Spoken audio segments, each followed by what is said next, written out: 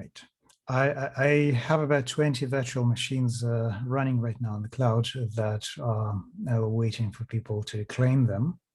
So they're going to be running for about 3 days after the session, and they have a full Jupyter environment installed and everything like all the examples that I'm showing right now. So just a moment, you should have the link to it in the common Zoom chat right now. If you go to the Zoom chat, you should be able to see the link, and it'll Can everyone have the link? Does everyone have the link below, or should I send it again? No idea. I mean, maybe you should send it again. I did send it again. Common chat in Zoom, so I think that's where yeah, everybody can get it. Like, probably didn't need 20, 3 would be enough. But anyways, let's. So that's basically like last time I went over the entire philosophy stuff here, like with notebook-based scientific workflow, and showed NumPy and basics of the TensorFlow. Then I explained a bit of the data structures that would be necessary, and show some neural networks. I'm just going to go over the slides, and for maybe 30 seconds each or less, I'm going to show what that means. So my main problem with most of the machine learning courses online is that they tell you how the neural networks are built from the inside, but they actually don't teach you how to use it. So I have this website of, I have this comic on the screen right now about the difference between a computer programmer and a computer scientist. And that's kind of the essence of it, that sometimes you just want to get things done and you don't really care about the underlying philosophy and things and so forth. At the end of everything, I don't know if it's going to happen today or maybe in the next session, I'll show you how to build from the ground up without anything else, with your own training material and stuff like that. Something that sort of almost recognizes vowels, like when you have an audio file with some sound in it, it'll approximate and show you what vowel actually that is. And so if we get them, I'm going to show how this works. It's based on a convolutional network, nothing very sophisticated, no recurrent networks or anything, but it seems to do a few things. So then during the last session, I also showed Google Tensor Playground, which is a site from Google where you can actually experiment with a neural network and just plug a few things and see how this affects the output. And I discussed also different activation functions, and also the necessity of scaling the data and presenting it in pre-processing and presenting it in the right way to the network. Otherwise, it wouldn't have worked. So then, well, for activation functions, also there's a difference. If you use smooth functions, you get a smooth result, and then if you use like, there we are again. Yeah, let me see if I can activate my pencil. How do I do that? There we go. Now I can draw. So if you use a smooth tan-h function that basically looks like this, then your solution field, like this was for a neural network to classify points of whether they're in the group A or if they're in the group B. And if you use smooth activation functions, then you get smooth outlines for your solution. And if you use angular activation functions, like rel is just straight over here, and then it's a straight line. So you have this, oops, sorry for that. So you have this angle around here, then your solution area shape is going to be kind of shaped by the activation function that you're using. So yeah, that's a little bit of some metaphors here for what neural networks are.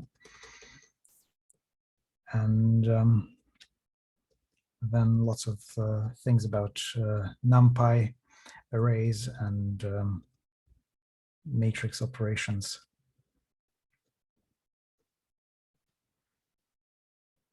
Yeah, this slide is one of my favorites. It kind of shows how neural networks work in essence. So you have input data and you want to train a neural network with some output expectation. So the input comes in and you mix it in some way and you apply some weights to your input data. And then it gets crunched by the activation function. And then you have some output from it, and you do this again and again and again.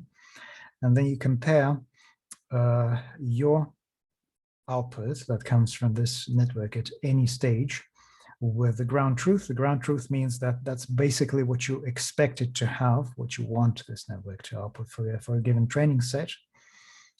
And then you change this, then you change the weight of the mixture at every stage in order to reach the ground truth a little bit better. And so this is backpropagation, and you can also look at a neural network as something that sort of envelops your model in a certain way, and it tries to fall and wrap over something that you want it to do. Obviously, if the shape is too complicated, then your neural network will not train. So it's a very, like, if it's understood properly, then it's a very nice metaphor to get to somehow internally understand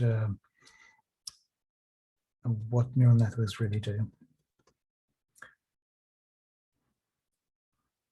So representational capacity means how smart the network is, even if it's not trained, how much neurons and how much data it can actually store inside in order to represent something.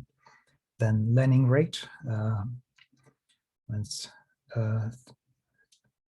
when the rate is too large, then the network just chaotically starts jumping between points and never really converges to the solution. And for a very small rate, you can wait forever for it to train. So it's set of compromises, always compromises. It's not really, in many cases, precise science. You have to try many things in order to get anywhere. And one of those things is that in the classical machine learning courses, quite often regression is taught, and also classification is taught, but many tasks quite often, they actually would work better with classification, even though by nature, like even though you would like to use regression for it, which means an approximation of a continuous function, you still want to classify it. Like the example is, like, this is a typical classification network where you have some image sent to the network, like from this side, and then it has a set of output probabilities of whether it's a bird, a sunset, or a dog or a cat. And in the same way you could predict market prices, but you shouldn't use just a continuous function approximation way. It tells you exactly what the price is going to be tomorrow or in the next 15 minutes. You also would start by splitting it into classes and ask for a probability, or what's the probability that something, that the market trend is going to go up by more than 1% or more than 0.5%. That is generally a more successful approach that could predict something like this. Yeah, for the record, I tried predicting crypto market about maybe 3 or 4 years ago. I tried a few different strategies for doing it, and I think I got a success rate of about 55% of like it was in 55% of the cases, it was able to predict whether it would go up or down. Is it random or are we going to get rich? How do you mean again? Is it random or are we going to get rich now? What do you mean average, in a sense? Are we going to get rich? Oh, well, I don't know. I mean, I probably would have, like, if I pursue this further, but I just had so many other things to do in the moment, and at that point it didn't feel like a reasonable time investment. But knowing everything that we know today, probably I would have looked at it differently. So I actually never pursued it, but with everything, like all scientific things in place and stuff like that, I sampled I think Ethereum and a few other XRP, like Ripple, also for the history of its existence, with some rather sophisticated scripts, downloading all the data from exchanges, like in batch mode, and then yeah, it was giving results, but it was slightly over 50%. Like, if you think about it, like there are like several bins here. I did have that as well, but then I just wanted to quantify it, whether it actually works or not. So I only had 2 bins, where it goes up or whether it goes down. And it was correct about between, like, depending on the other conditions and tuning of the network, between 52 and 55% of the cases. But sometimes it's good enough because it's more than 50%. Like, if you get 50%, that's just Random. Yeah. So it was very tedious, and I didn't have any partners in crime, so to speak. So I was just stuck in doing this, and it was just so excruciatingly tedious and boring. So I just couldn't. And then the market, obviously, what happened after a while, the market shot up, and then I didn't have any infrastructure or anything else anymore. So, but anyways, that's how It's a sad story. So yeah, so this was all reviewed during the previous session. I can see that we don't really have much of an overlap with whoever participated here before. So I would appreciate if there is some interactivity. If you just like I'm just addressing basically everybody in the room right now. If you want to say something, if there's something that you don't understand, or you want to go over something, then just type in the common chat, and I'll see that, and we'll go over that again. Or you can just say something, because even keeping up with the camera switched on will help George, I think. Yeah, well, so we're kind of starting from the middle, because this is like a second part. So if you want to know something about anything, just let me know. So if you open right now a virtual machine, then with the VMA CPU UNO, it should allocate an instance of Jupyter that you could use personally just for yourself. All you have to do is to type your email address, and then you're going to have your own virtual machine that is not shared by anybody. So the link is VMA CPU UNO. Yes, the link is shared on the chat. Yeah. You just type your email address, and then you're going to get a link which will get you to this page. Well, not this page, but generally this page. The password is machine learning workshop in small letters with a space in between. I'm going to type it in the common chat.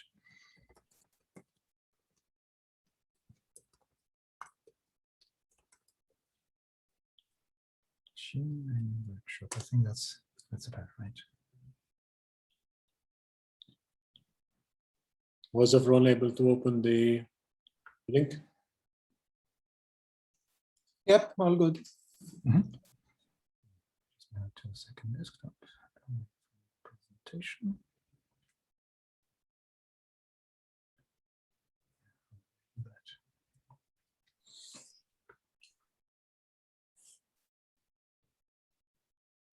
Yeah, so in the last session,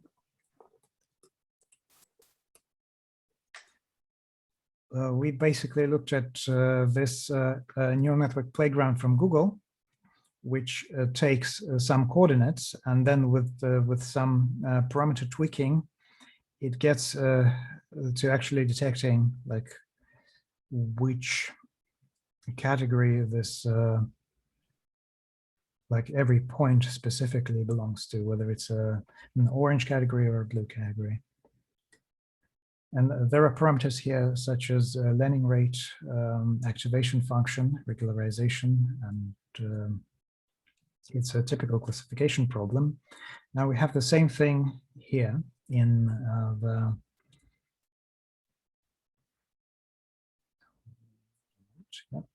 in Jupyter. That would be example number 2, which does the same thing just in source code. So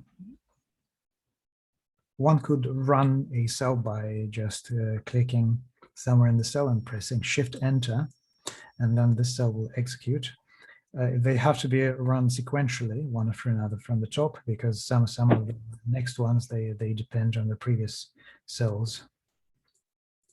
And just pressing Shift-Enter eventually will get us to execute all of them. And here we have a plot of the input data generated for this example. And then we create a neural network that in this case is consists of 2 layers. The first layer has a tanh activation function and 4 units, and the second layer has 2 units, and it ends up with softmax activation, where we have probabilities of C1 and C2, which define whether the coordinates XY, whether they belong to the category 1 or category 2. Which are the blue and yellow, right? Blue, yeah, blue and orange. And then I run the actual training of the network. It just it has some data. Basically, from the generated data, it reserves about 80% for training, and it keeps 20% for validation. That means that validation is like an exam for this network to check whether it can actually recognize the data that it hasn't seen before. And if we look at it, the performance here, epoch means how long it takes for a network to be trained, like step by step, and the lower the value is, the better it performs. And you can see on the training data, it performs really well, because this is actually logarithmic and plotting a logarithm of the error. And on the exam data, it doesn't perform quite as well. So if we plot right now the result of this training, we can see that it sort of does a marginally acceptable job for separating blue dots from orange dots, and that isn't exactly what we want under the circumstances.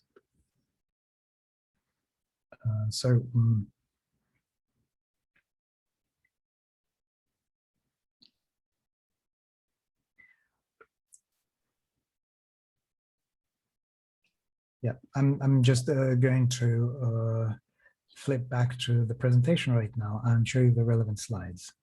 So we have here, at the input, we have dot coordinates like X and Y.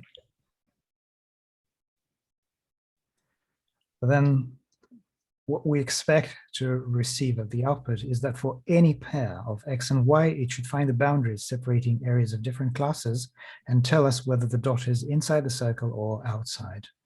We generate data directly in the Jupyter notebook, and we present also using plotting functions of the same notebook. So it's going to look like this. So we have some dots in between here, and we have some that are over there. And this is the network that's I already went over it in the Jupyter notebook. We have 4 hidden units that we start with. Then we have two output units that give us probabilities of whether this is a blue dot or like this could be a blue dot and this could be the orange one.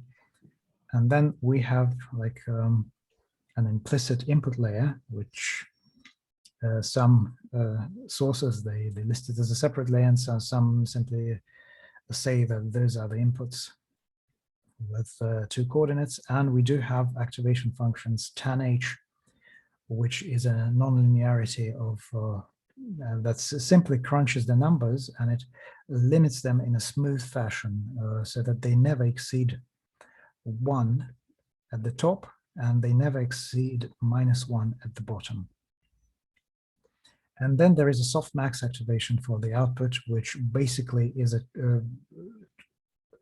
exponential function that from just some values that this network generates gives us the sum of probabilities that sum to 100%. So C1 and C2, we can look at them as probabilities and percentage that will sum to 100%, and it's going to be like either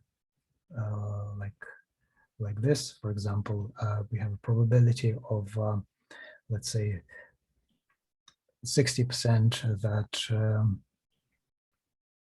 something is blue, and let's say 40% that something is orange or otherwise. So the further is the difference between the two values, the more confident is the network about this point belonging to a specific category. So then we have a validation set. I'm just generating all the points, and I'm taking the last 20% of the data set for checking whether this network can actually recognize the data that it hasn't seen before well enough. And then we have a training loss. It's this graph that goes down and shows us what is the error between a perfect scenario where we have 100% detection of the correct class and the actual thing of what the network gives us. And then we have a validation loss. That means that this is the same metric, but for the data that the network hasn't seen before. If we plot it over the existing training time that we trained it for, let's say 1000 epochs, one epoch means that the network has seen the entire data once. So, and it's been trained over and over and over in the same data. And we can see that the graph that represents training, it goes down very quickly. And so it kind of remembers the data that we're feeding into it. However, it looks like the network cannot really generalize this to the new data that it receives after that. And we can see that it kind of starts learning well enough, but then it kind of really doesn't learn anything, and the error grows as we go forward. This could be compared to a bad student that just had a book before the one day before the exam and was like with exceptional memory, nevertheless. So the student memorized everything that was in the book, but any unexpected question cannot be answered because there is no wisdom in this kind of learning, and the student can really generalize this knowledge to the new examples. And it goes the same way with the neural networks. They sometimes, like if a neural network is fantastically massive in terms of its capacity, it could remember all the training data, but it does not necessarily mean that it will be able to generalize on the data that it hasn't seen before. And this phenomenon is called overfitting, and I'm going to show a few examples about what this really is. George, one question. What does the loss function, how is -2, -6, -8 created? What calculates the loss function? Good that you asked. It's a logarithmic scale here. So I'm taking a logarithm of the actual loss function. The loss function actually never goes below 0 by itself, because in this case, it's an error between the expected value and the value that the network generates. But normally when we're using mean squared error, like we take when we raise the error to the power of 2, then it loses its sign, so it can only be positive. Mhm. And on, like, if we would have plotted it, like I would have just, I can make a small graph here. So if we plot it just without taking logarithm from it, so the error itself would very sharply decrease, and then we'll see it will just follow kind of very close to 0, not quite reaching it, but it's not very good for presentation. So I'm taking a logarithm from it, and then if you take a logarithm, it continues perpetually 0 in the logarithmical scale. You can say is equivalent to -infinity. So if we have any reduction in error, we'll see it much better on the logarithmic scale of the loss function. Makes sense, yes. Mm-hmm. Yeah. So overfitting is something what happens when the network actually learns the input data without being able to generalize it. And I can perhaps jump a little bit forward and show this slide. If you get the right computational resources for your task, and if you have infinite power, infinite machines, like you have some of the most powerful machines from Google, so overfitting is going to be the problem you spend most of your time on, because the network will be able to memorize everything perfectly, and you get it to respond well to the training data. So if we have two classes, like here on the graph, you can see that the training data will contain a blue class and a red class. And the network would simply draw a very intricate line to, it will fit everything, but it actually didn't really solve the task. It sort of did it in a very literal-minded way without understanding that there could be a smooth border, and those are just outliers that should not be taken into account. And sometimes, especially with image recognition, the network can simply attach itself to very small details and fail to recognize that two pictures are the same, because it would simply be attached to some details in the training data. And in order to combat this situation, several things could be done. Well, first of all, gathering more data. Like if you get more data fed into the network, all sorts of different examples, then it will see more different features, and it won't be able to attach itself to one specific instance of it. So you'll have to kind of go for a wider search in order to find the solution. But if your model is complex enough, it really fits the data, and if it has enough representational capacity, it will still overfit. It will still attach itself to the data. And some sources, they recommend that you should limit your network. You should reduce the number of neurons and make it dumber, in the sense that you can't really see precisely enough, so that everything is kind of blurred from the perspective of the network, and that way it supposedly would perform better. It could perform a little bit better, but I normally would not recommend this, and also Geoffrey Hinton does not recommend this, one of the fathers of the entire field. So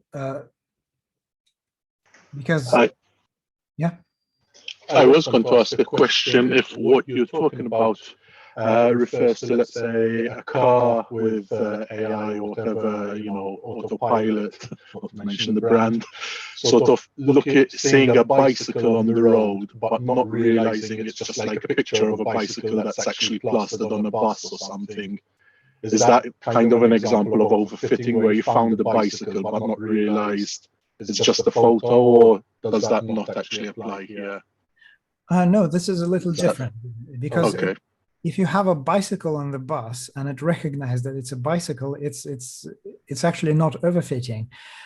because it actually did its job. I mean, it's already a task of a different, let's say, scope to detect that it's a picture of a bicycle, but it could recognize that it was a bicycle. So actually it did work.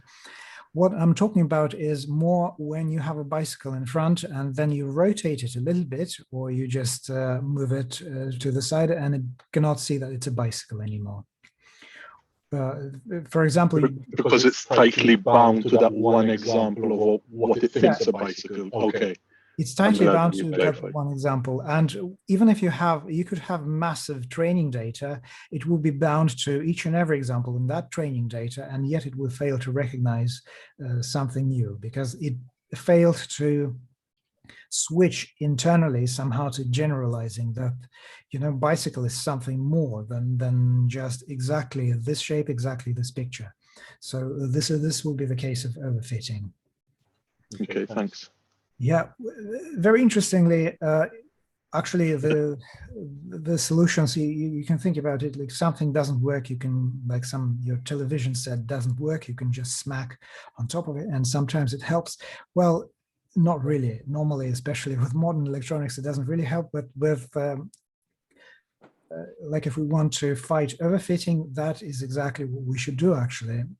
So we can add noise to the data and just make the data noisy. Sometimes just doing this much helps.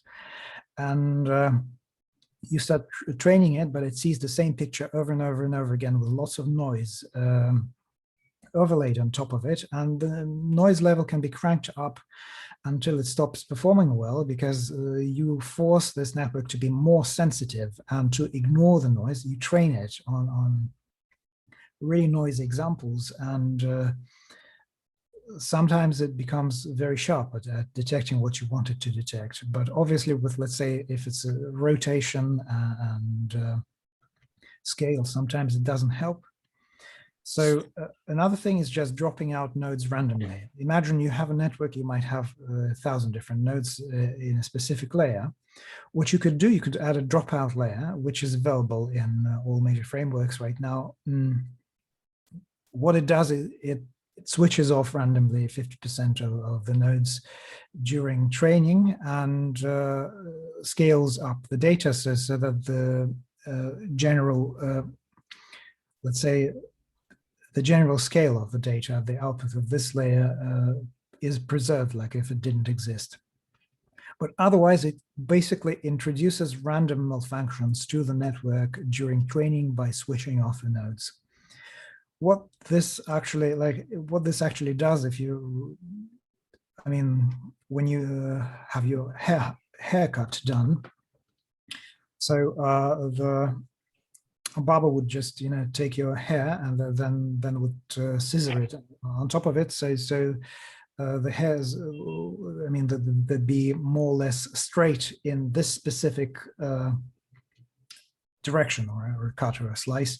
Then another direction will be chosen and they'll be straightened again, and eventually everything will become straight. So it's kind of similar in the sense that a part of the network, a random part of the network, is trained for every step by using dropout, and you have several networks kind of overlaying each other, and then you have a slightly different part of the same network trained with every new example. And in this sense, the fact that they are trained, those parts are trained independently, makes this network a form of average of all those trainings, and it comes to the point where you basically trained several chunks of it, several random chunks taken over all sorts of different slices and dimensions, and then you have maybe, like if you compare it to a student that just memorized the teaching book, then you have several of those students, and they all did it in their own way, and then you kind of cross-reference their knowledge, and this generally works better than just having one source that knows everything, because of everything is started from random coefficients, you don't have precisely the same training happening for all those individual slices of the network, and the sum of all this usually gives a much better result, and this is how you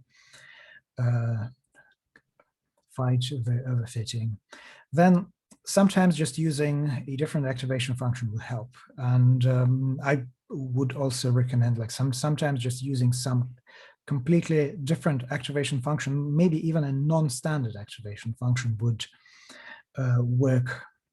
And one shouldn't be afraid of inventing activation functions. And sometimes, you know, x square could be a good activation function. Sometimes simple polynomial function could perform better than ReLU or tanh for specific data sets for specific applications. Then using regularization. So that's different. That actually imposes a certain penalty on the coefficients themselves.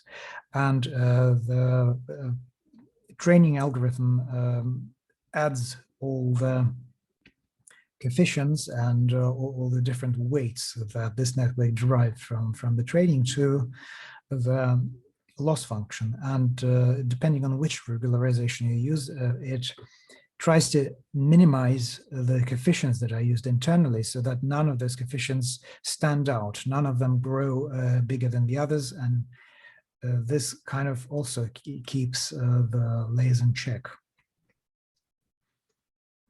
Well, and then you could use a custom loss function, because sometimes for certain things you could just subtract the data, take an absolute value of the result and consider it an error. But for some things it's better to take a logarithm of that training or validation error and work with that, because it depends on the type of the process. Sometimes one loss works better than the other, and if they are essentially equivalent, like if you don't have losses that presume that you're supposed to be using different categories, or there are all sorts of different losses that are purposed for specific applications and specific topologies of neural networks. If you don't use those, then sometimes applying a transformation function on the loss also will work, and using a logarithmic loss instead of quadratic or linear would improve the performance of learning. So let's go back to this. Now I want to ask this question to everybody. How much of the black magic this is to you right now? Like when you look at the screen, how difficult, how confusing it looks in terms of,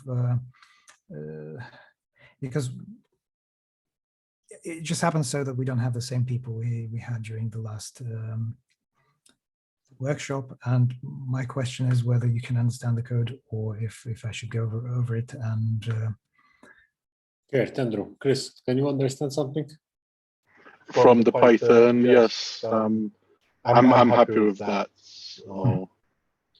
Yeah, I remember this. I was in the first one as well.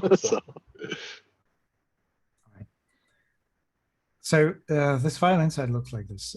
It just has lots of imports and all the dirt that you would otherwise have in the program. It's hidden inside this file.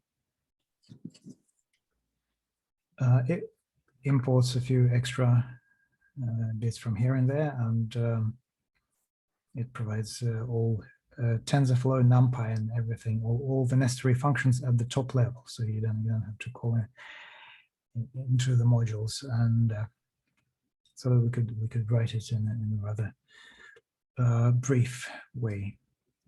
So what I'm doing here, so this line here is just so that we get the same result always, and then I'm generating about 50 different points that are randomly spaced,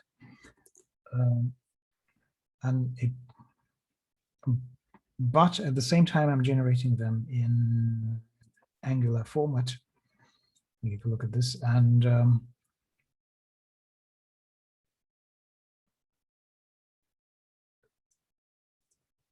After the generation, okay, that's something like I have to run it from the beginning again.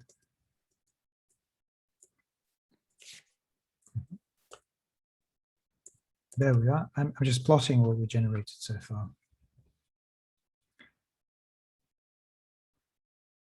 And I'm plotting them, so if you look at the coordinate grid, it's based on where the point is. It's very easy to tell if it should be in the orange class or in the blue class, just for generating the training data. So here exactly, it's very simple. Like if we take the distance to the point 0, 0, if it's in this case below a certain threshold, then it's going to be the blue set, and if it's above, it's going to be the orange set.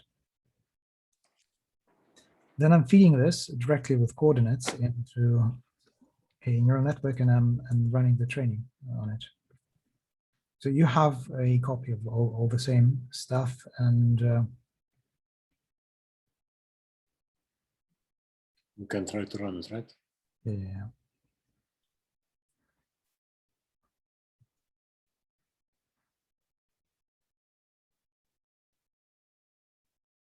Then you have those two graphs. So this is the area that keeps decreasing for the training set, and you can see it works really well. And this is the area that doesn't really decrease for the validation set, because we didn't apply any mitigating measures in order to prevent it from overfitting. And you can see in this case, it's probably going to show exactly the same thing.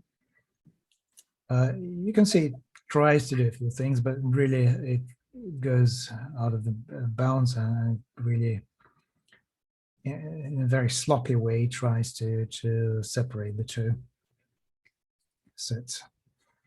So as I mentioned before, like this network is a little too small for using dropout, because we'll basically be left with nothing with neurons, but we could use regularization, which means that the weights that are applied to the layers are going to be constrained, so that they don't grow past a certain point. And I'm adding this as a regularizer, which is used as a parameter for building this network.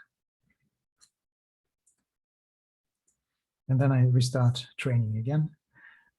Everything, like when I run this cell above with the network, everything is reset back to nothing. So we don't get any residual data from the past trainings.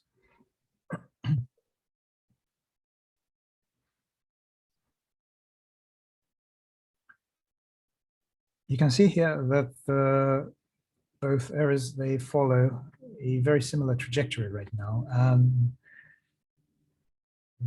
Maybe the absolute error isn't that great, but if you look at it, the validation error is much smaller than it used to be.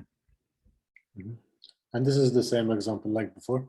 This is the same example, the same data set. The only thing that I changed here is putting this regularizer in place.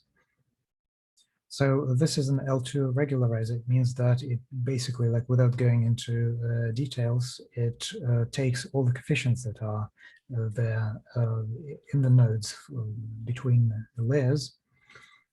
And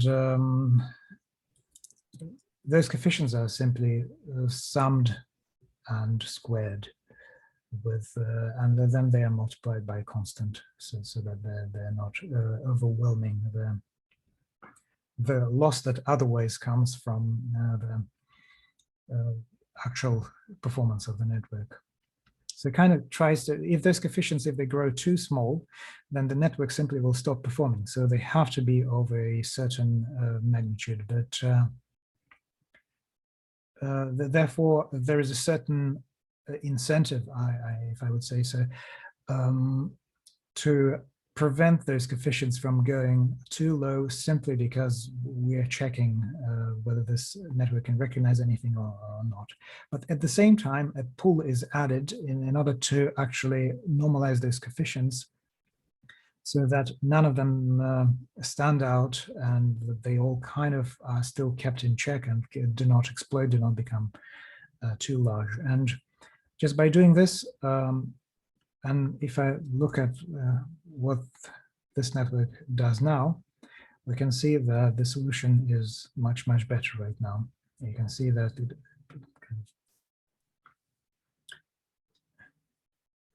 added some metal weights to the feet of this network, so now it chooses much shorter paths in order to get the job done. Mhm.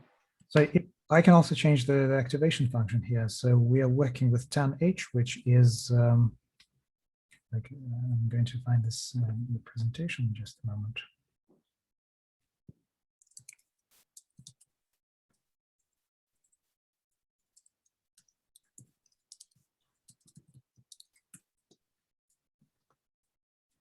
My PowerPoint just crashed.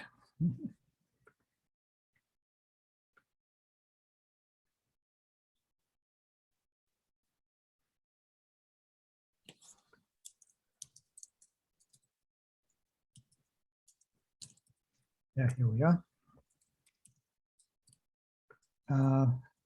Yeah, we have two different major functions that are most commonly used for this.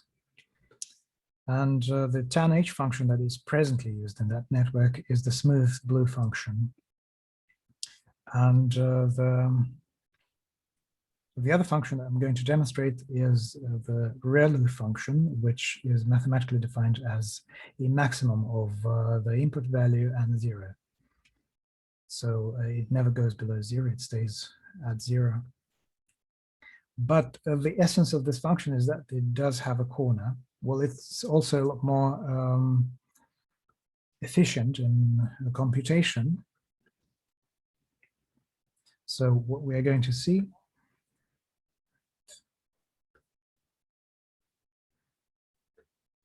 is that if I exchange tan_h to ReLU, then I'm doing exactly the same thing with the regularization is kept in place.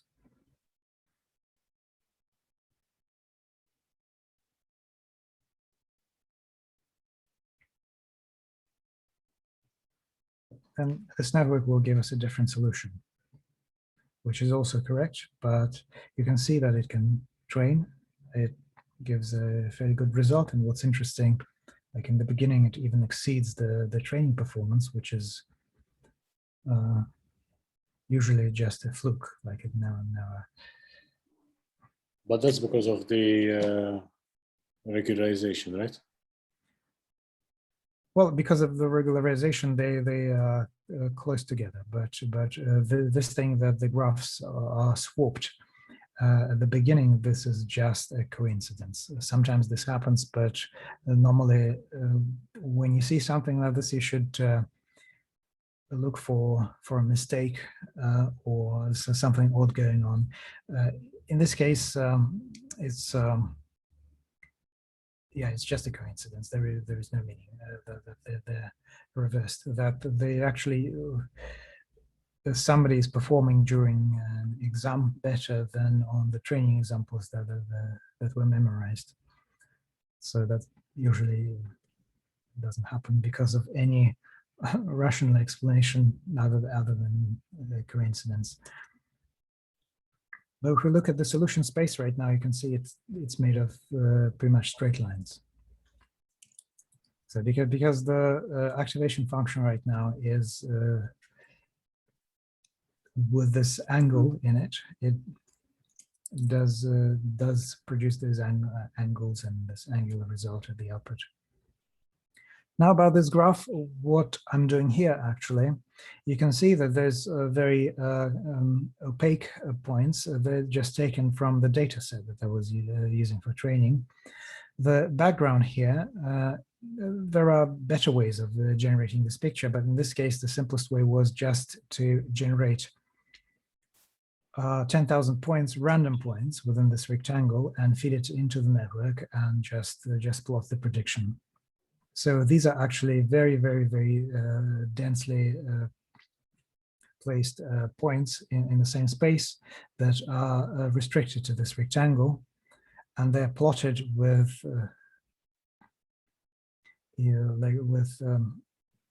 less opacity than the actual data set. So I didn't fully get the purpose for the white dots. Sorry, they're not noise. So which what do you mean? Like just So, white speckles? the ones you just mentioned, the white ones. There were no white dots. Is it my monitor? No, I mean there are just gaps in. Gaps. Okay. Actually, what you're seeing here is 10,000 blue dots and 10,000 orange dots randomly spaced. Okay. Now I got it. Sorry. And the white is the gaps between. I thought you were plotting the white. Sorry. Yeah, the whites I'm not plotting. They're just gaps. Like Yeah, I realize now. Yeah, technically, of course, what we could have done is building a bitmap where I would just place each and every point sequentially, and then there'd be no gaps at all. Then I just fill the entire space. But just doing it this way, also in terms of how many dots you need to cover the entire thing. Mm-hmm. Doing it this way is very simple. It's basically this line, test points. If you dropped it to 1,000, there would be more obvious gaps. Yeah. Yeah, if I drop it to 1,000, we'll see what happens. Yes. Now it's clear now. Cheers. And if it's more than 10,000, then it just takes longer to plot. So it's more or less optimal. There's a function called mesh also, where I could equally space them, and then we need more than 10,000 dots to cover everything. So it's a compromise that kind of still works okay, like we can see it. So now there's one thing. This is something that you don't see anywhere. What you could have is a custom activation function. You saw that when I can repeat this. I'll put tanh here. And we'll retrain and look at this again. It's not a perfect circle. It's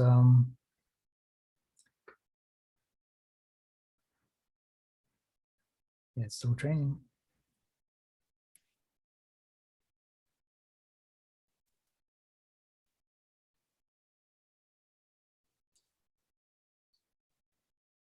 Yeah, that's. This will look different every time, and I'm smoothing it. Like I'm smoothing this graph. It's not going to look like this if you don't do any smoothing.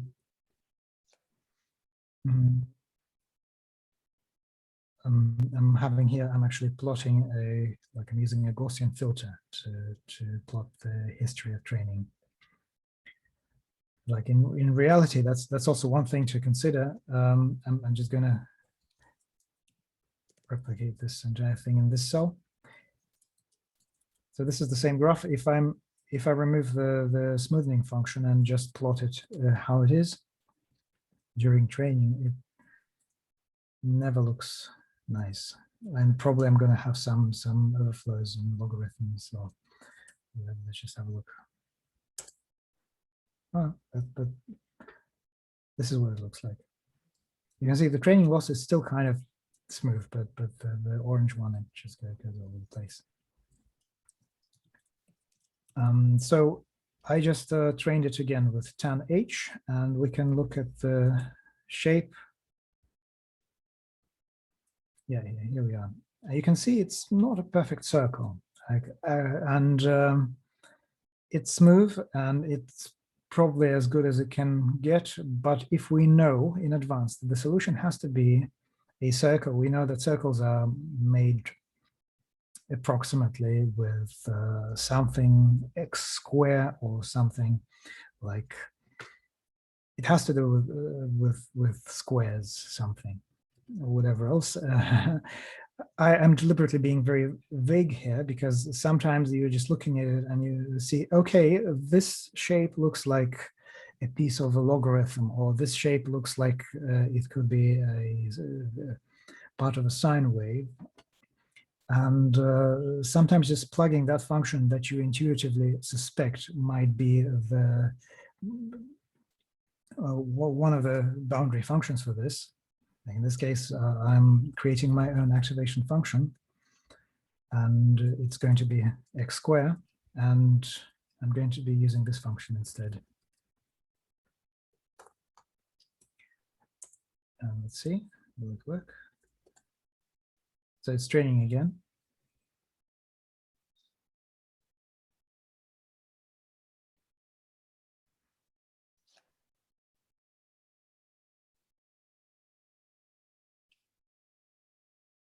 Can I see the function which you plugged in there?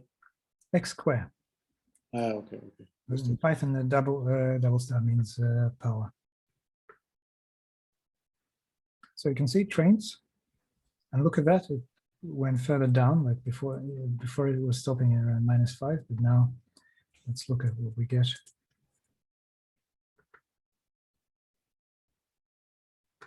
You can see it works, and the shape of the solution is a little more regular than it was. And then I could even kick, like you saw what happened when we didn't have regularization. It just showed a very irregular shape.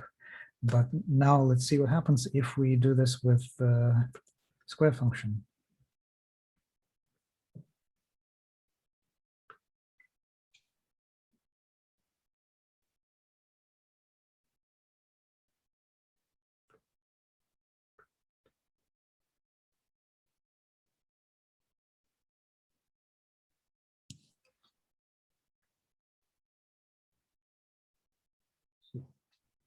Oh, look at that. That gave better results than before. Yeah, but we can't really judge this compared to the other one, because the other result also had regularization loss added into it. So it wasn't just the actual error; it was the error plus the incentive for it to reduce the coefficients combined. And now we look at, but it still works with this activation function. It just seems to work. And if we look at the plot, yeah, it's nearly a perfect circle, and it seems to do what it should do.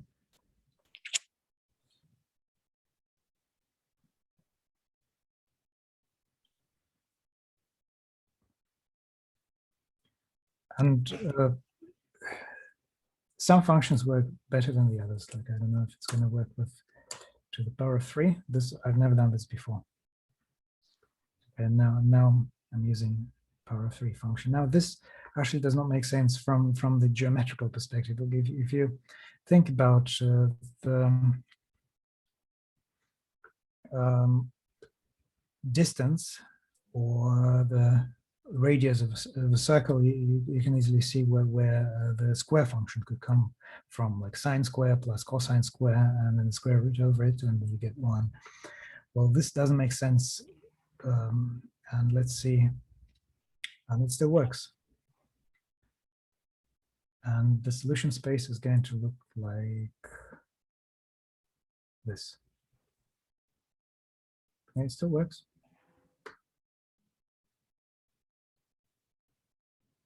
But did you run the cell where you define it x to the power of 3? Again? Did you actually run the cell x to the power of 3?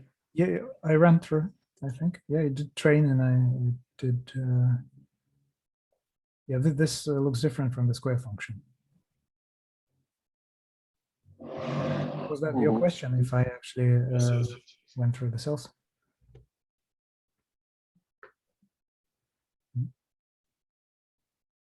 Yeah. Well, you need to have some non-linearity. There's like, if you just have x without anything else, then this network essentially becomes a single layer network, and this possibly will not work very well, but we can have a look at it.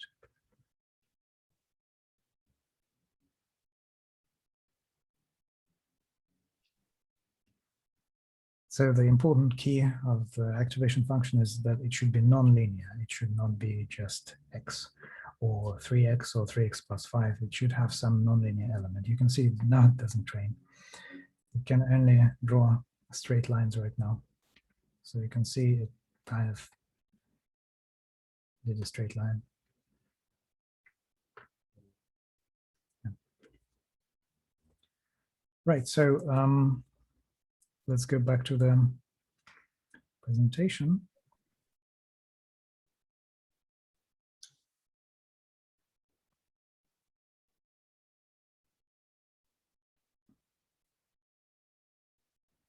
So this was the solution shape.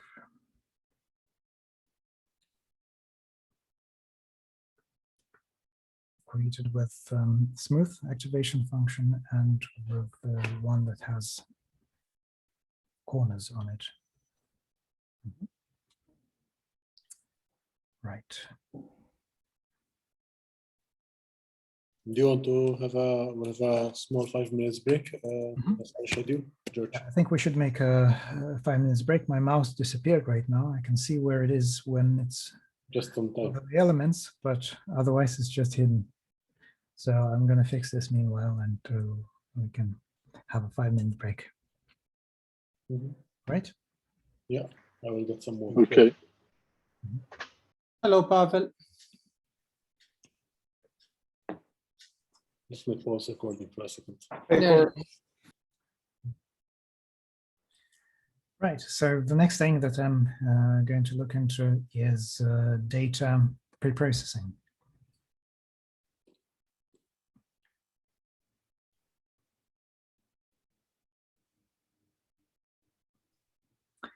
So it's very important to pre-process your data before you feed it into a neural network, because like people, neural networks are very sensitive to the data representation. By looking at this graph, you cannot tell much other than, like, things are going up. This is the Moore's law. I think you know what it is. The transistor count of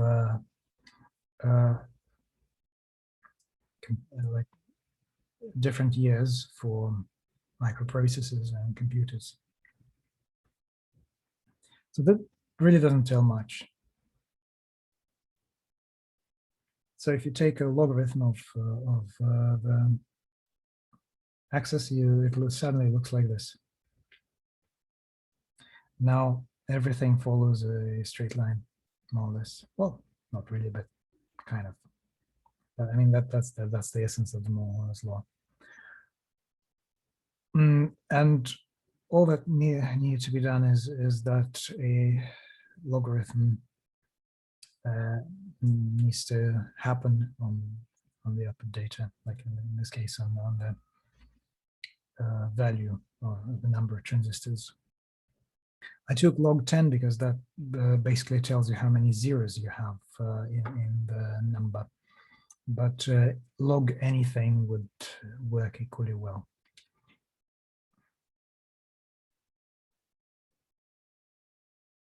So if we feed this into a neural network, what we should scale it so that the data is not represented in some strange numbers, in strange ranges.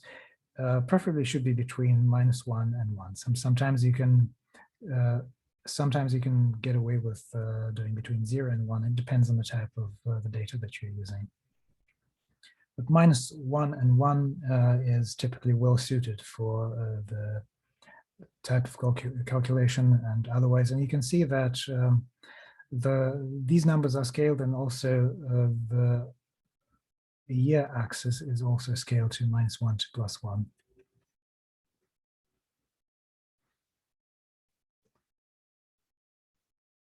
So as a rule of thumb is what a good graph scale for a human to read is a good scale for machine learning to train on. So if you have a neural network, and if you want to feed some data into it, you can just look at it and see, can you understand this data as a human? And if it kind of looks more or less comprehensible, then there's a chance that the neural network also is going to look at it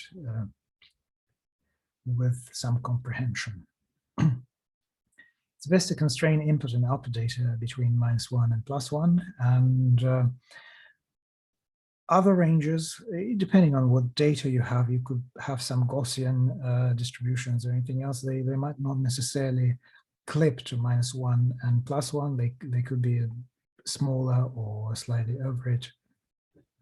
So anything like within those ranges is okay, as long as you don't have something which is very close to 0, and you expect that there's some meaning in that data other than being close to 0, and then something else that is several orders of magnitude away from it.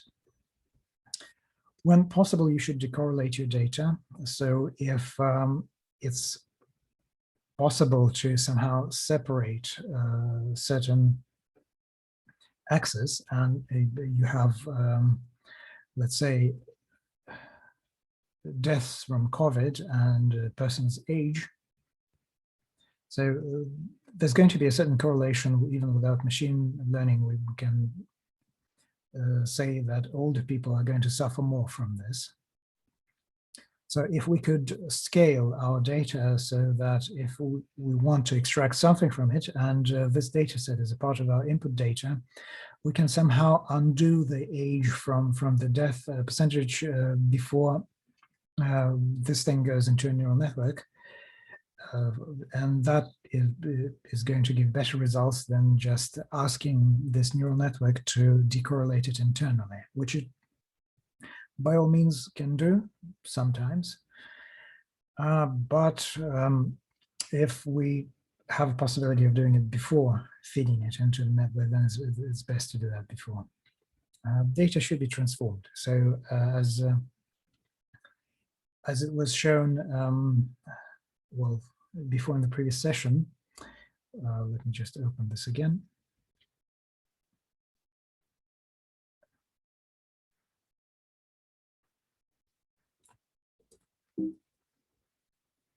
Tensor Playground.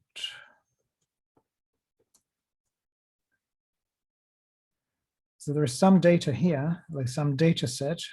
If we take this data set, you can see that this data looks like this in its linear representation. So we have both axes which are linear, and we will see the data which is a spiral. In this case, radial representation would be a better form, where you represent every point's coordinate as its distance to the center and its angle.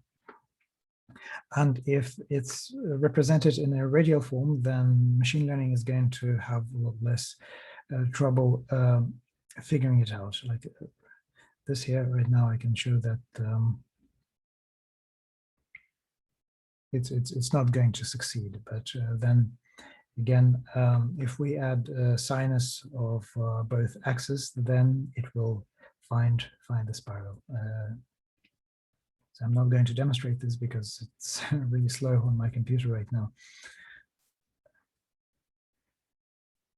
Right. So going back to the presentation.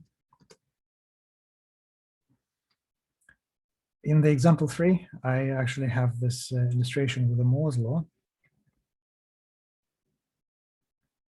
So I'm running imports. And there's something like I'm reading a TSV file, which in this case is just a table that looks like this. So we have a processor type, which is ignored. Then we have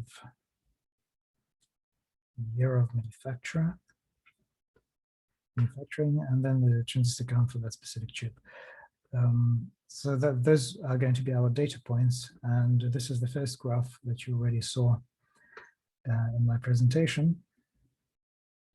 This is jet linear. I'm plotting transistor count over here. What's the goal? The goal is to detect how much it would be in 10 years' time, for example. Yeah, except that it's not going to give us any good results normally. But let's see if we can just find a smooth curve that approximates it from the data points, making this our task. So in this case, it's just a function approximation.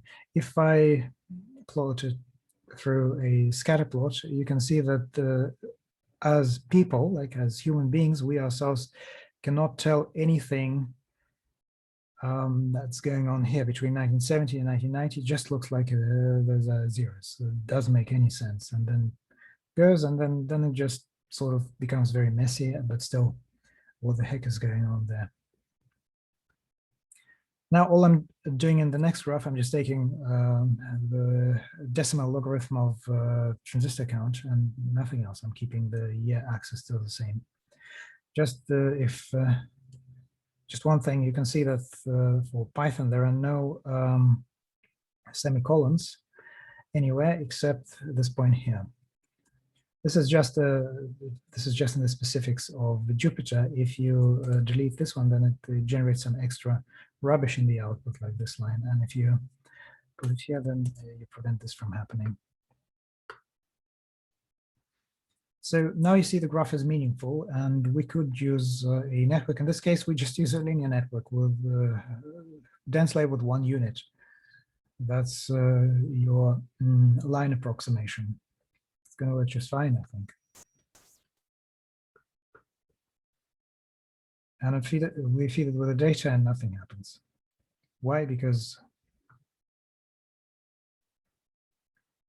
I have no idea why. Let's see.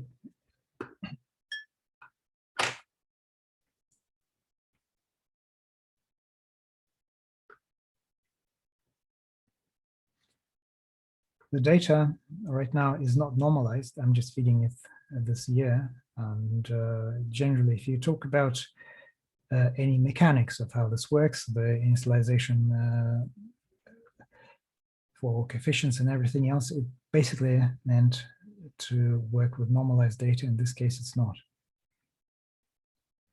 So the network really spectacularly fails at detecting this thing. So what I can do here, this is one way of doing it. Interp means basically map.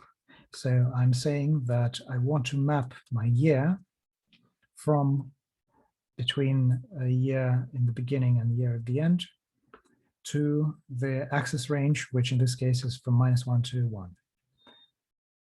And then I want to do the same with the decimal logarithm of the transistor count. So I'm generating new data sets, which are like the old data sets, except they are normalized to -1 to +1. This looks exactly like this graph, except like on the axis, we now have -1 to +1 on both axes. And we'll try that again. Now you can see it found, okay, that's a straight line. Of course, it is a straight line when we only have 1 unit and no activation function, because it's a neural network equivalent of basically line fitting. It doesn't do much else. Now, overfitting is easily demonstrated with this. I'm just creating more layers than it really needs and putting a whole bunch of neurons there.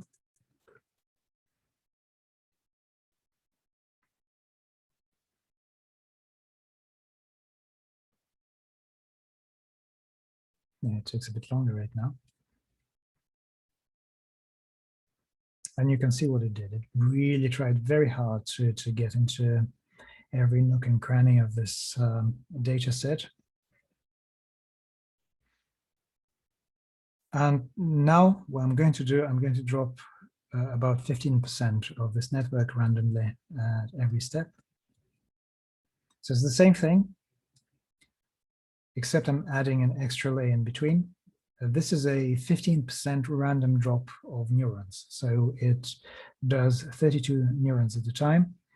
And then 15% of it just drops. And those 15% are different every time a new example is fed into this network. And this is going to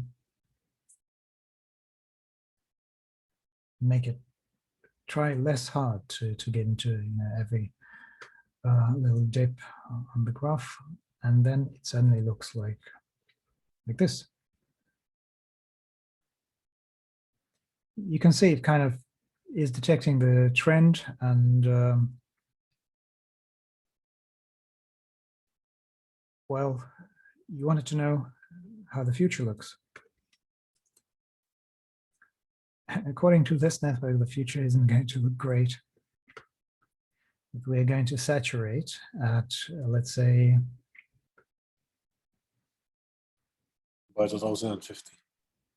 Around 2050, we're going to saturate around, that's going to be 10 to the power of 10.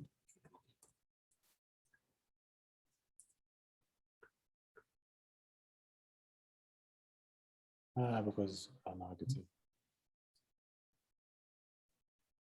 About 10 billion transistors, it says.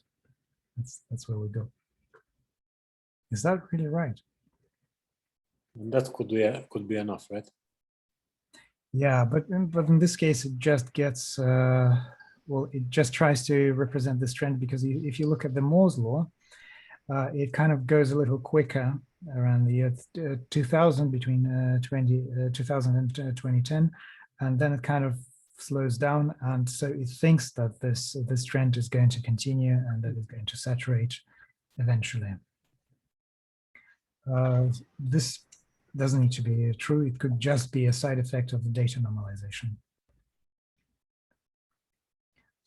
But then, especially when everything is made parallel, this doesn't have to slow down. I mean, it might not solve individual tasks quicker, like, I mean, future computers, but they might be hugely parallel, which is important for machine learning. So we really don't know. It's possible that this is just rubbish.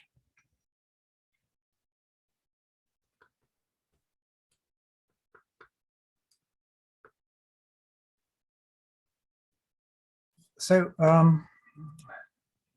that is basically overfitting, and what we saw happening here, it tries very hard to fit each and every bit on this graph. And you can see that this is quite meaningless if you want something general. Like, obviously, the Moore's law is not a fixed law where you have to make a certain number of transistors in a specific year. If it were legalized, like, I mean, enforced legally, then it would be different. But it's just an approximation. But with overfitting, so you can fight overfitting with dropping some layers, and sometimes also using regularization. I actually never tried this. We can try to regularize this. Like, I can just copy this from the other notebook.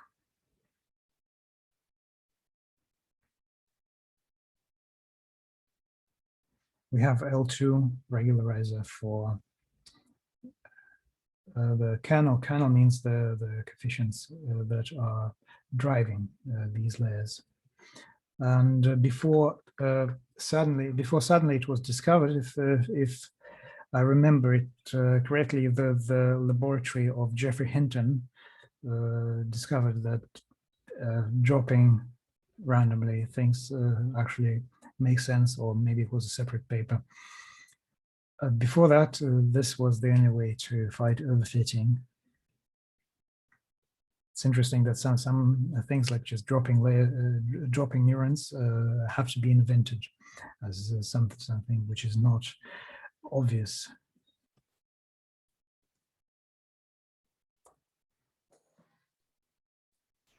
The equivalent of drinking some alcohol. Yeah.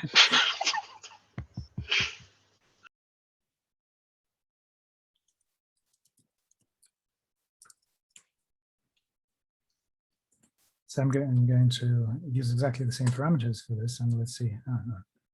What did I miss? Oh, of course, it has to be inside.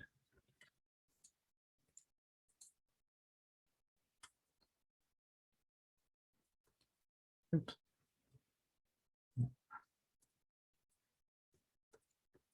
Right.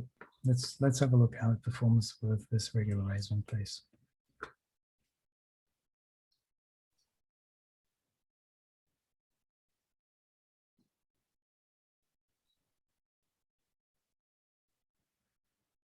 Well, you see, actually, I'm not sure which one I like more, with the dropout or with the regularizer. Let's see how the regularizer affects our future predictions. Well, it makes a difference. So now it's a straight line, but at a slower pace. You can see that sometimes a combination of both would result in better things, but especially for super large networks, not the ones that have 32 neurons, but let's say 1,000 neurons, having a dropout is something more meaningful. And what's interesting, the optimal rate of dropping things out, that is, if you have enough resources for it, quite often is exactly half. So I might. Does the amount of data you have affect this? Yes and no, because you should generally have enough data or repeat the existing data that has been fed into the network. Already dropout, it doesn't really work on data, it works on the neuron connections. So it's always, so if you have certain dropouts here, it might slow down the pace of learning. So you might have to feed more data, or you might have to feed the same data repeated. In that sense, it does affect it, but not directly. I think dropouts will help mostly because it will enable you to find the minima that we talked about last time, right? Dropout will help. That I didn't get this. Would help find which minimum. The minimum, the graph minimum. We talked about the neural network being searching for the optimal solution, right? Well, yes, but it will help with that. But you can think that dropout is actually a gateway to the multidimensional reality, in the sense because you never train the same network. If you have a certain dropout here, like right now I did something stupid, like for example, this model is completely unfit to predict this data. I added a ridiculous number of neurons, and maybe if I keep training it, eventually it will converge to it, but you can see right now it only detected this. Even with a dropout, with just this much data and such a simple structure, it seems like an overkill, and it still wants to do some of its own stuff. So it's, again, as I mentioned before, it's not precise science. You have to kind of think about it. Like in this case, the network itself, like a much smaller network, seems to be more successful.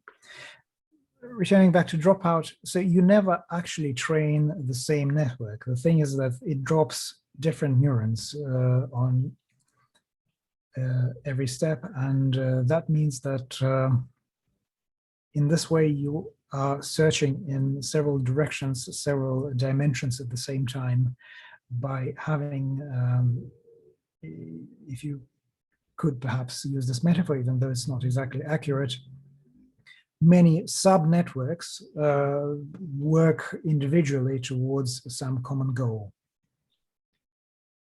If you had a group of students and you would really give them the same course, but let's say half of them would be missing every day, and then let's say there were some mistakes made during some days, or some parts of the course were unclear or stuff like that. Eventually, like if some of them didn't know something poisonous, they didn't get poisoned with the wrong data, eventually they'll approximate what needs to be done. But if they all train at the same time, then they all reinforce each other in this aspect. Like, you know, sometimes you tell people, you know, the group effect, the herd effect, rather, that you tell people something which is obviously wrong, and then some people agree and the rest agree just because the others agree. And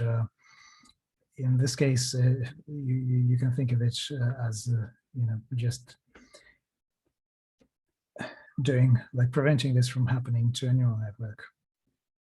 Because if all of them learn in tandem and all of them are present at the same time, they're going to be learning the same thing, and then you're going to get with just one version of what they need to approximate, rather than with several versions kind of interwoven and averaged. Right, so that's this. Let's see what we have next in stock. Well, obviously there is underfitting and overfitting. Underfitting means that the network simply is not powerful enough to fit something when, if we reduce the number of neurons to nothing, or if we don't have activation function and stuff like that, we might not even be able to get the training data into the network. So we'll train it, but it won't even remember the training data. It won't even perform on the training data. And when that happens, that means either your model is really wrong, or you have to increase its size, adding more neurons, maybe adding more layers. Although if you add too many layers, then the performance also drops. So first of all, we increase the model size until we can actually overfit.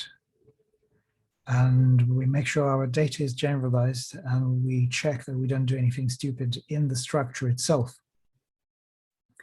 Our network should be able to overfit. So if our model, no precautions are taken, if it doesn't overfit, that means it cannot represent the data well enough. So overfitting means that at least it knows how to handle the training data. So there is no straightforward solution to fighting overfitting again. So there are a few things like dropping layers and increasing regularization. Sometimes it doesn't help. Sometimes we have to increase the complexity of the network, and sometimes the model is just plain wrong, and you can't solve the task because, or maybe the task is impossible to solve. So underfitting, we have here our training data set and testing data set. So if the errors are both high for the training set and the testing set or validation set, that means we are underfitting.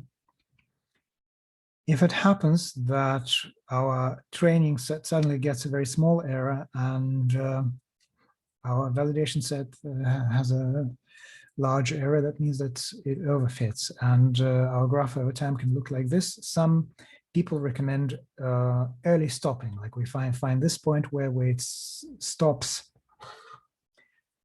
basically producing any meaningful results. So somewhere in here, and we should, like they say, that we shouldn't train this network anymore. Sometimes it works, and it's a lazy solution that sometimes is good enough. But generally, it's best to find some methods to solve the overfitting problem in a different way, rather than just stopping training. So that is just what I mentioned. We can stop training early. We can add noise to the training data, and there's a Gaussian noise layer in Keras, which could help us with this. We could use regularization, also custom regularization, especially for very complex neural networks. We can decide that we want to minimize something in the coefficients or something else which is not defined by the underlying framework. So we could invent our own type of regularization and saying, okay, we are doing audio impulses. The network should generate impulses at the output. But we know that those impulses should have a specific shape, like when working with audio and generating some impulses. So for example, if this is, let's say, time, and this is amplitude.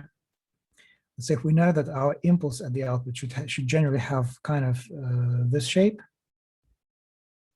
where it decreases logarithmically over time, Now, the network doesn't know it, and depending on how the task is formulated, it might not necessarily generate this bit. But if we know about this, if we know in advance that our solution should have this appearance, then we could introduce it as a limiting factor. We could create our own function that penalizes the output from being anything else but this. And other than that, we leave a certain degree of freedom to that neural network, but we're just restricting this. So for example, if we multiply our output by, let's say this logarithm by an exponentially decaying function, then sum this, all those values multiplied, we kind of, let's say sum them to, well, maybe first taking an absolute value or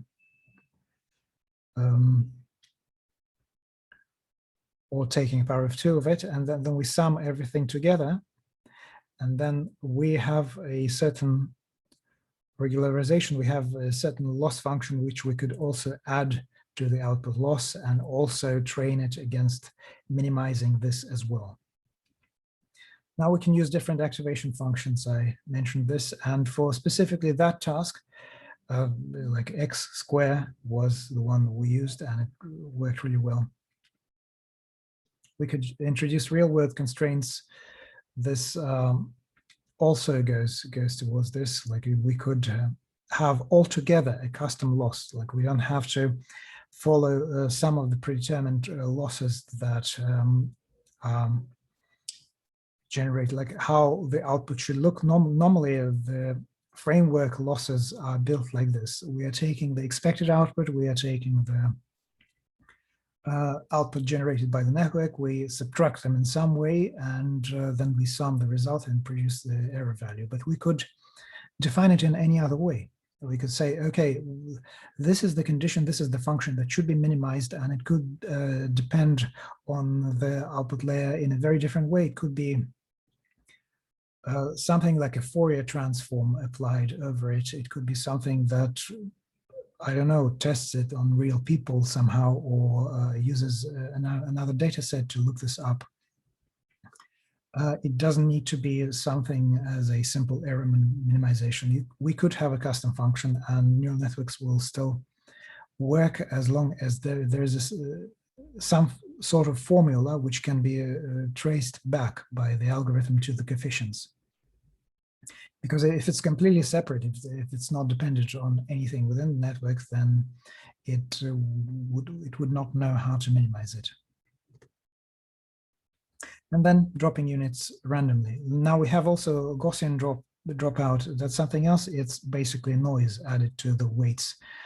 And it's like dropout, but except it doesn't switch the neuron altogether. It kind of decapacitates it to a certain extent.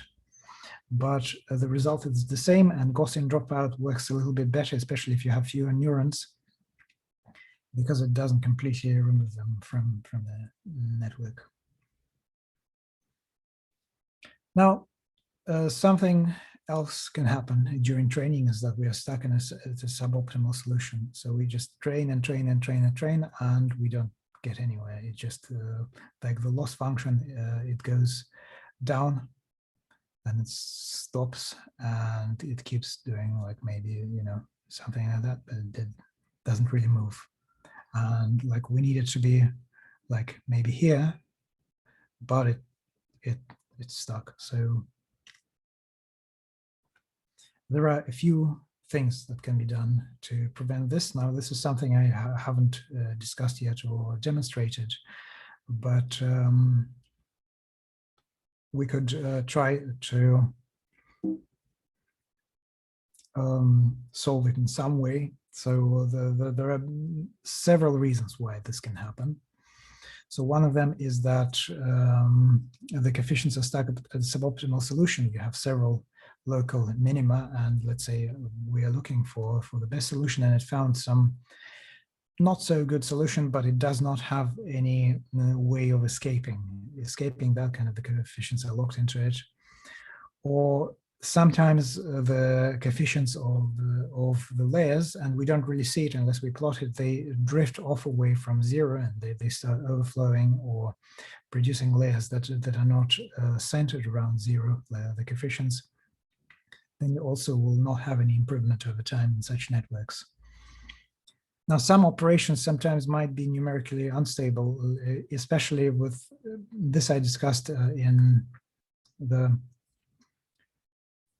previous session, but I'm going to show it here. When you compile a network, you have to specify which type of an optimizer you have to be using. And in this case, I'm using Adamax, which seems to be numerically stable, but some of those optimizers, they are not numerically stable, and they can generate infinity and invalid floating point values. And then we can basically throw everything away and go back to one of the previous steps where the network was still training. Softmax is an exponential, softmax is an exponential activation function. And if some of the previous layers generate very large values, the entire network may become numerically unstable. And normally, when it gets to that point, it's unable to escape from it because the entire computational graph doesn't make sense anymore for the framework. Then there are such things as vanishing gradients. When you have too many layers, the network, it has to train everything, like all layers from the first one to the last one. But when you have so many layers that any meaningful dependency of the previous layers, of the first layers in the network, cannot be easily traced to the output values, and they're lost somewhere in the floating point computation, then this situation is called vanishing gradient, because essentially, if like anybody understands it, the backpropagation, which is used for neural network training, is based on a principle called gradient descent. And those gradients are propagated through derivatives from the last layers to the initial layers, and every propagation from the last layer to the first layer eventually makes those values either very small or computationally imprecise. And that also kind of prevents those coefficients from changing meaningfully, and nothing else happens. Now, the last one is a special thing. So where you have this rel function, which the activation function again looks like it just goes like this. So we have 0 here, and we have like x and y.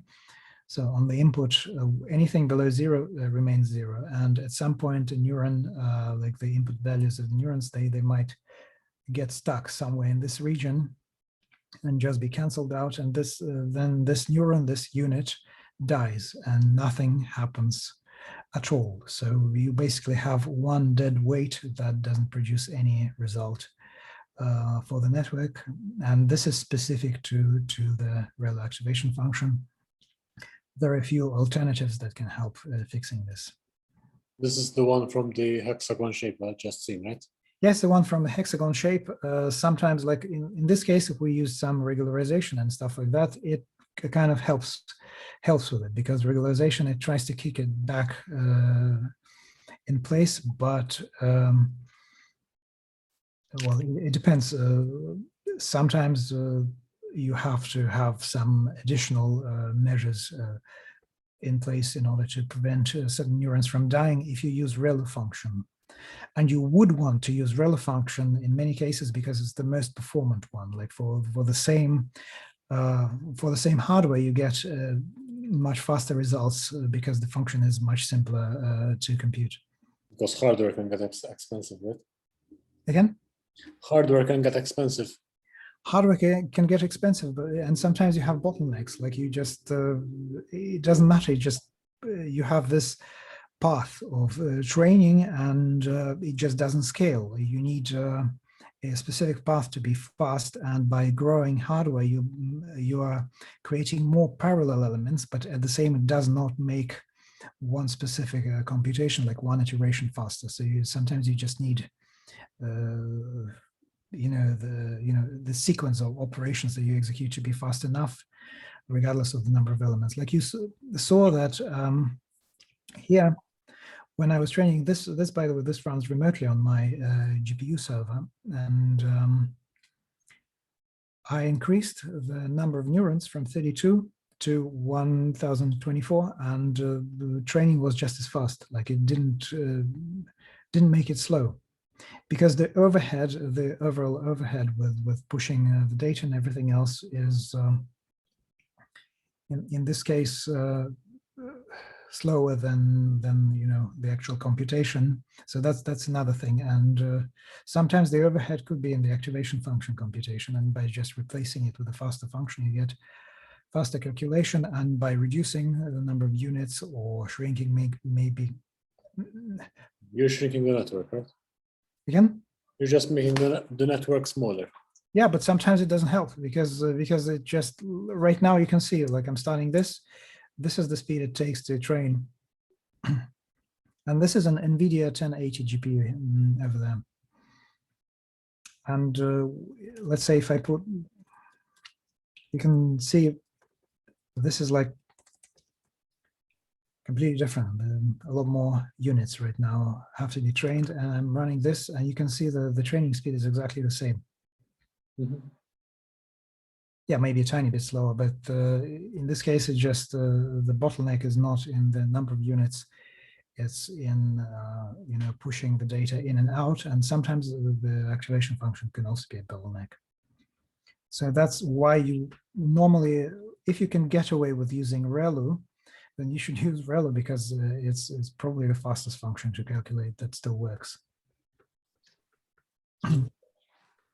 Now, getting back here, so how else could you escape this stuck training when the network just flatlines and you don't get any improvement over time? You could reduce the learning rate, and you could try, like learning rate is basically the increment step for weights, and you could use a smaller step and then it could continue sometimes. You could use different initialization, because mostly weights are initialized with some form of a random function with a Gaussian or uniform or a different kind of distribution. And there are several of those. Some of them initialize it to very small values, very close to zero. Some of them initialized to, let's say, just some of them, and some keep constant values for the rest. There are several of them, and you can just plug one through another and see if initializing a network with different initializer would make it train longer. There's another thing called the batch normalization layer. It's basically a drop-in layer which you can push after your layers, and sometimes it just helps. It does local centering and rescaling of the units. It kind of prevents your layer from drifting away too much, where the coefficients, they all kind of get biased to one side, and ideally they should be all centered around zero, and that'll make it best.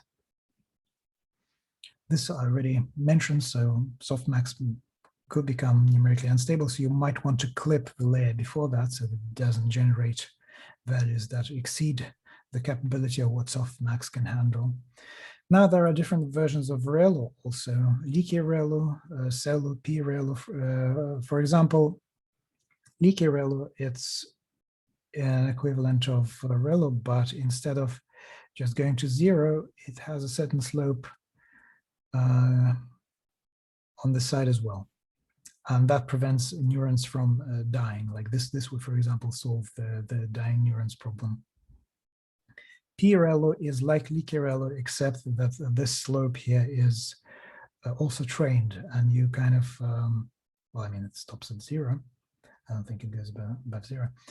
You can, it's also parameterized, and it can change with training of the network, but normally, like my success with this activation function, my personal success was very limited. Like leaky ReLU really works well for some more complex models, but PRL just for some reason seems to waste more time in training and doesn't really achieve much. And there are a few others that you can check within Keras manual. The Keras right now is TensorFlow, so plugging one after another, sometimes just as easy as that, checking a few different functions, it allows you to find the one that works. Well, and the last bit I want to mention is that you should always consider that maybe what you are doing to do, what you are trying to do doesn't make any technical sense whatsoever, because you're trying to feed some data into the network and maybe there is no meaning in the data. You can try a few different model topologies to accommodate for it, but sometimes nothing at all works, and machine learning simply can't solve it. You can stop with that today. Yeah, it's the end of the session today. Yeah, I was a little bit chaotic and I didn't know when I had to jump back and explain something from the previous session. So I ask for forgiveness for that. And I hope that something useful was said today. Yeah, I think it was pretty useful. Even I learned some new stuff. Yeah, thank you for your time, George. Actually helps to revisit some topics because it enforces the basics and then we can build from there. So thanks a lot. Anyways, I think maybe before we just say goodbye, I'd like to have a Q&A Q&A session. I'm really stumbling with my speech, but if you want to ask any questions or if something is unclear, then I'd like to clarify this if I can. That's fine. I'm good, and I was going to say, like the others, thanks. I had my questions. I interrupted you when I needed them, so and you answered. So